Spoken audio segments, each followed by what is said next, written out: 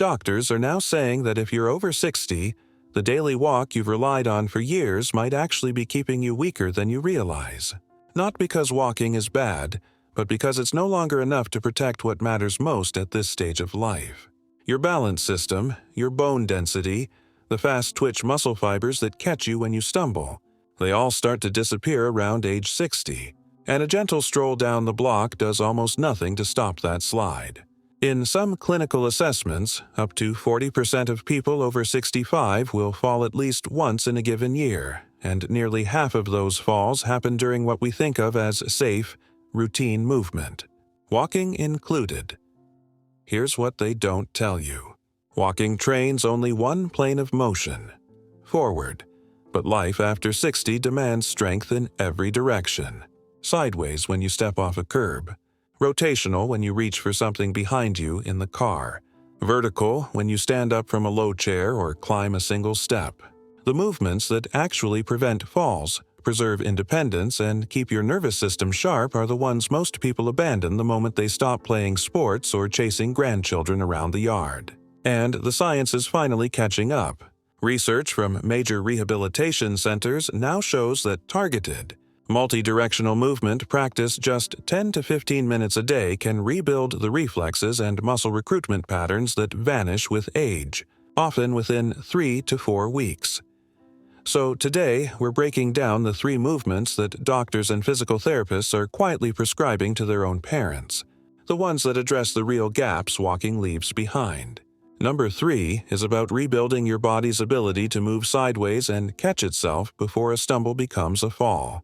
Number 2, and this one surprises people, focuses on something called hip hinge strength, the motion that lets you stand up from a chair without using your hands, bend down to pick something up without wrenching your back, and load groceries into the trunk without that grinding ache in your lower spine. And number 1, the movement that might matter most, trains a skill that's invisible until the day you desperately need it, your ability to get up off the floor.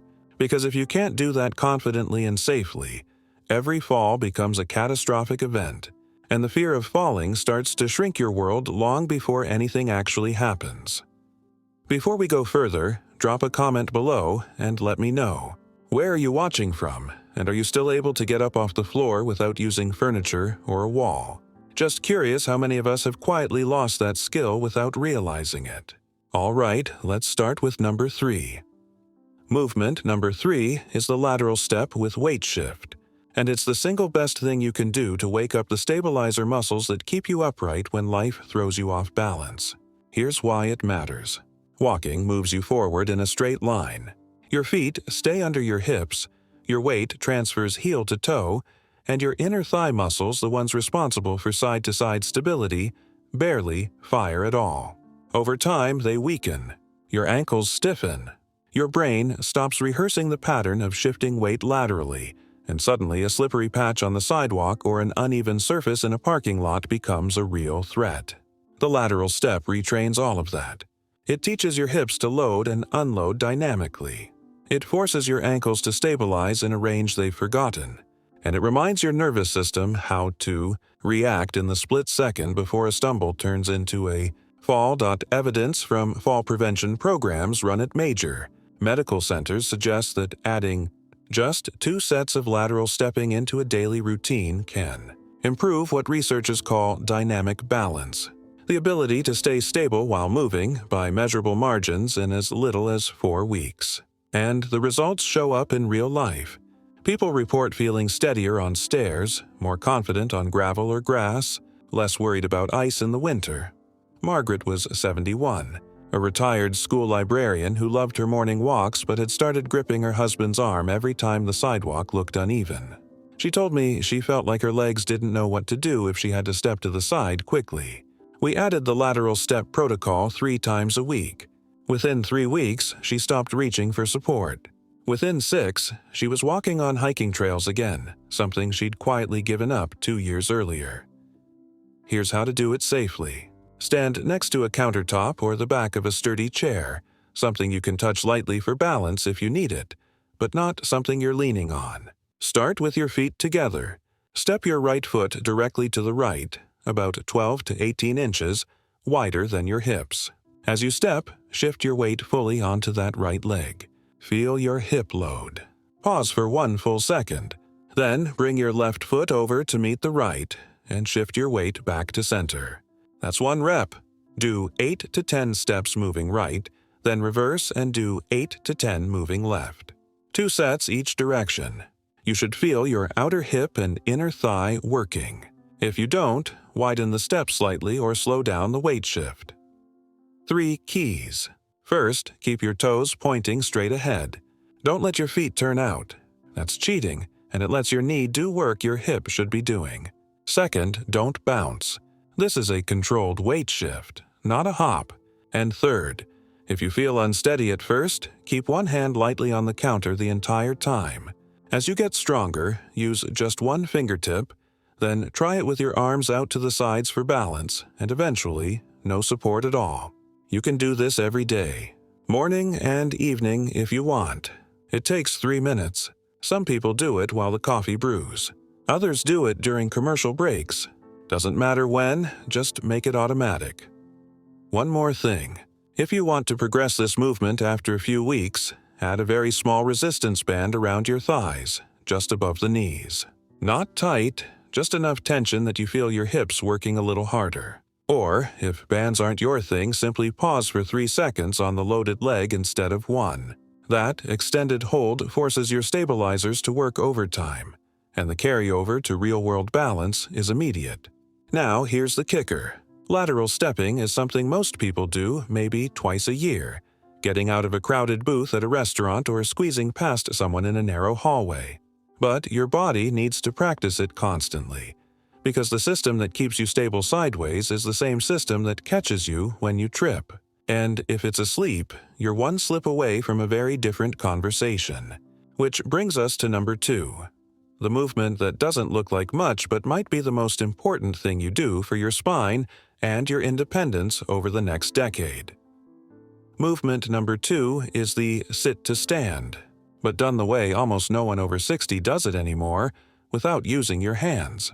This is what physical therapists call a hip hinge under load, and it's the movement pattern that governs nearly every functional task you'll do for the rest of your life. Standing up from a chair, sitting down without collapsing, bending to pick something up off the floor, getting out of a car, lifting a bag of groceries. All of it requires your hips, glutes, and hamstrings to generate force in a hinging motion while your core stabilizes your spine. And here's the problem. Most people over 60 have quietly lost the ability to do this without compensating. They push off the armrests. They rock forward and use momentum. They round their back and yank with their arms. And every time they do, the muscles that should be working shut off a little more. Research from rehabilitation settings shows that the inability to stand from a chair without hand support is one of the strongest predictors of future falls and loss of independent living. It's not just about leg strength. It's about whether your brain still knows how to recruit your posterior chain, the muscles along the back of your body, in the right sequence and with enough power to move your body weight against gravity. When that pattern breaks down, everything gets harder. Your knees hurt more because they're compensating. Your lower back aches because it's doing work your hips should handle. And you start avoiding movements that used to be automatic, which only accelerates the decline.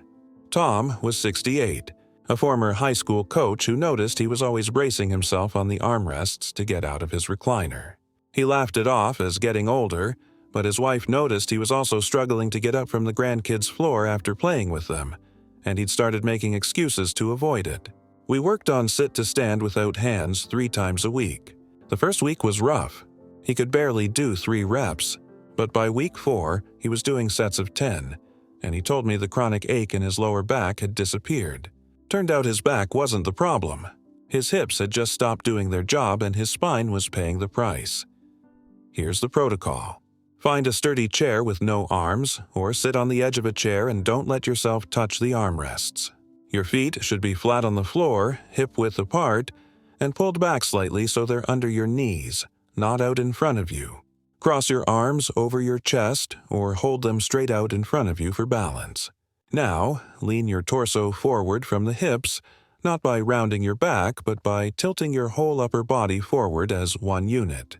Think about bringing your nose over your toes. Then press through your heels and stand up, squeezing your glutes hard at the top. Pause for a breath. Lower yourself back down with control, hinging at the hips again, and lightly touch the chair before standing back up. That's 1 rep. Start with 5 reps. Rest. Do another set of 5.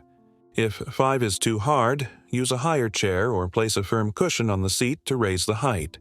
If it's too easy, slow the descent to a count of 3 or 4 seconds. The lowering phase is where you build the most strength. And if you still can't do it without hands, that's okay.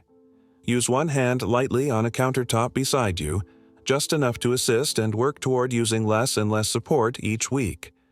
You'll be surprised how quickly your body remembers the pattern once you give it permission to practice. Do this 3 times a week minimum. Some people do it every morning as part of their routine. 10 reps, 2 or 3 sets. It takes 5 minutes, and within a month, you'll notice a difference. Chairs feel easier. Your back feels better. You'll stop thinking about how you're going to stand up before you sit down, and that shift in confidence is everything. Because here's what no one talks about. The fear of not being able to get back up is what makes people stop sitting on the floor with grandchildren, stop gardening, stop doing the things that make life feel lived instead of managed. And once you lose that movement, you lose a piece of your world. But here's the thing. Sit to stand trains your body in one direction, vertical. It makes you stronger in the sagittal plane, front to back. But there's still one skill that almost no one practices after age 60, and it's the one that determines whether a fall is an inconvenience or a life-changing emergency. That's number 1, and it's the movement I personally think every single person over 60 should test and train at least once a week. Movement number 1 is the floor transition, getting down to the ground and back up again under your own power. And if that sounds intimidating, that's exactly why it's number 1. This is the movement that separates people who age with confidence from people who age with fear. Because here's the truth. If you can't get yourself off the floor safely and efficiently, every fall becomes a potential disaster. You're not just worried about breaking a bone. You're worried about lying there, unable to get up, waiting for help. And that fear, even if it never happens, starts to change the way you live. You avoid situations where you might end up on the ground. You stop playing with grandkids. You skip activities that involve sitting on the floor or low surfaces. And slowly, without realizing it, your world gets smaller. But here's the other side. Data from longevity research, including some widely discussed findings from studies tracking large populations over time, suggest that the ability to sit on the floor and stand back up without support is strongly associated with overall functional capacity and even long-term survival. It's not magic. It's a proxy for strength, balance, mobility, flexibility, and neuromuscular coordination all at once. If you can do it, it means your body still works as a system. And if you can't, it's a signal that something fundamental has broken down. And it's time to rebuild it before it costs you something bigger. Here's what makes the floor transition so powerful. It requires every movement skill we've talked about, and then some. Hip hinge strength to lower yourself. Lateral stability to shift your weight side to side as you navigate the ground. Core control to keep your spine safe. Upper body strength to assist if you need it. And, most importantly, coordination. The ability of your brain and body to solve a complex motor problem in real time. When you practice getting up and down from the floor, you're not just training muscles. You're training your nervous system to stay adaptable, and that adaptability is what keeps you independent. Linda was 74, a retired nurse who told me she hadn't been on the floor in over a decade. The idea terrified her. She was convinced that if she got down there, she wouldn't be able to get back up, and the embarrassment of needing help kept her from even trying. We started with a very modified version, using a low bench and lots of support, just practicing the mechanics of lowering and rising in stages. It took her 6 weeks to build the confidence and strength to do a full floor transition on her own. But the day she did it, she cried. Not because it was hard, though it was, but because she realized how much freedom she'd been living without. A month later, she was on the floor playing board games with her great-grandson. She told me it felt like getting a piece of herself back. Here's how to practice this safely, and we'll start with the easiest version. Stand next to a sturdy couch or chair. Place one hand on the armrest or seat for support. Step 1 foot back and lower that knee toward the ground, like you're proposing. Once that knee is down, bring the other knee down so you're kneeling on both knees. From there, sit back onto your hip to one side. Now you're seated on the floor with your legs to the side. Pause. Take a breath. Now reverse it. Roll forward onto one hip and get back onto both knees. Place 1 foot flat on the floor in front of you, like a lunge position, and push through that front foot to stand, using the couch or chair for balance if you need it. That's the full cycle. Down and up. At first, use as much support as you need. Both hands on the couch. No shame in that, but each week try to use a little less. One hand, then just fingertips. Then try it with your hands hovering near the couch but not touching.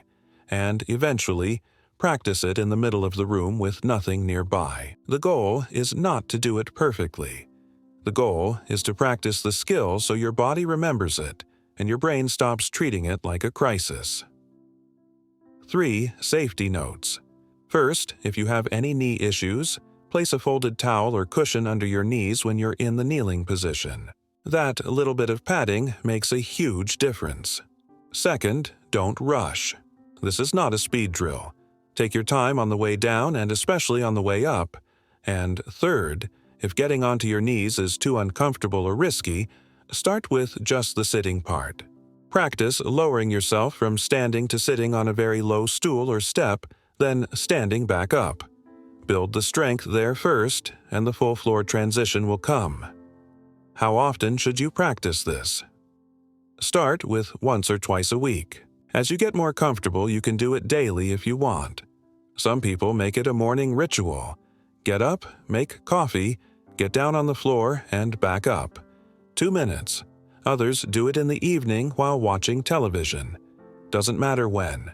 What matters is that you do it, because this is the skill that keeps you from being afraid of your own body. And once that fear is gone, everything opens up. Now here's the progression that very few people talk about, but makes a massive difference. Once you can do a basic floor transition with good control, start varying the pattern. Get down, leading with your right leg, then practice leading with your left. Get down, facing forward, then try turning and getting down sideways. The more ways you practice transitioning to and from the floor, the more adaptable your nervous system becomes, and adaptability is what saves you when life doesn't go according to plan. A fall doesn't ask permission or give you time to think. But if your body knows 20 different ways to get back up, it'll find one in the moment. Let me tie all 3 of these movements together, because they're not random. They're a system. The lateral step teaches your body to move and stabilize side to side, which protects you from the falls that happen when you step off a curb or pivot unexpectedly. The sit to stand rebuilds your hip hinge strength and posterior chain, which protects your back and gives you the power to stand up from any position without help. And the floor transition integrates everything: strength, balance, coordination, confidence, and turns it into a skill that keeps you functional and fearless. Together, these 3 movements cover the gaps that walking leaves wide open, and the time investment is tiny. Lateral steps, 3 minutes. Sit to stand, 5 minutes. Floor transitions, 2 minutes. That's 10 minutes a day, 3 or 4 times a week, and you've addressed the most critical movement deficits that lead to falls, injury, and loss of independence after 60. Here's what no one tells you about aging. It's not about how much you move. It's about how well you move. You can walk 10,000 steps a day and still be fragile if those steps are all in one direction, on flat ground at a steady pace. But if you spend 10 minutes practicing multi-directional movement, loaded hip strength, and floor transitions, you become resilient. And resilience is what lets you live without fear. It's what keeps you gardening, traveling, playing with grandchildren, and doing the things that make life worth living instead of just surviving it. One more thing I want you to consider. These 3 movements are also a diagnostic. If you try the lateral step and feel unstable, that's information. If you can't do a sit-to-stand without hands, that's a signal. If the idea of getting on the floor scares you, that's data. And all of it is fixable, but only if you're honest about where you are and willing to practice. This isn't about being perfect, it's about being capable. And capability is built 1 rep at a time, 1 week at a time, 1 small win at a time. So here's my challenge. Pick one of these 3 movements and try it today. Right now if you can. Don't wait until you have the perfect setup or the perfect time. Just try it. See where you are, and then practice it 3 times this week. See what changes. Because I promise you, the returns are not linear. The first week might feel clunky and hard, but somewhere around week 3 or 4, something clicks. Your body remembers. Your confidence comes back. And suddenly you realize you're stronger than you thought, and the things you were avoiding don't seem so impossible anymore. Before we wrap up, I want to hear from you. Which of these 3 movements are you going to try first, and why? Drop a comment and let me know. Are you most worried about balance, or is it the getting up and down that concerns you? Or maybe you've already lost the floor transition and you're ready to get it back. I read every single comment, and your stories help other people realize they're not alone in this. So take a second and share where you're starting. All right, that's it. 3 movements, 10 minutes, a completely different version of what 60 and beyond can feel like. Now go try it.